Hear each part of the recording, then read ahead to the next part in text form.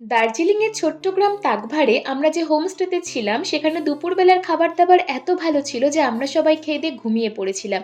আর সন্ধ্যাবেলায় উঠে এত সুন্দর পরিবেশ, আর তার সঙ্গে আমাদের দিয়েছিল কফি আর ভেজ পকোড়া। কফি আর ভেজ পকোড়াও কিন্তু খেতে বেশ ভালো ছিল।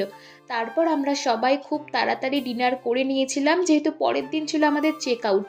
আর আমরা ডিনার করেছিলাম রুটি, আলু পেঁপের তরকারি আর এগ কারি দিয়ে।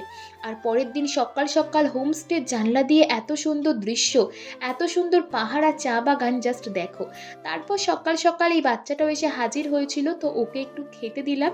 তারপর আমরা সবাই রেডি হয়ে ব্রেকফাস্ট করেছিলাম লুচি, চানা মশলা আর ডিমের অমলেট দিয়ে। আর বিশ্বাস করো, এই হোমস্টের অ্যাম্বিয়েন্স যেমন ভালো, এই হোমস্টের ওনারের বিহেভিয়ার যেমন ভালো, তেমন এই হোমস্টের প্রত্যেকটা বেলার খাবার দাবার ছিল জাস্ট অসাধারণ। আমরা কিন্তু তাকবারে ছিলাম ট্রাভেলার্স হোমস্টে। তো তোমরা অবশ্যই জানিও ব্লগটা কেমন লাগলো। সবাই অনেক অনেক ভালো থেকো, দেখা হচ্ছে নেক্সট ভিডিওতে। বাই।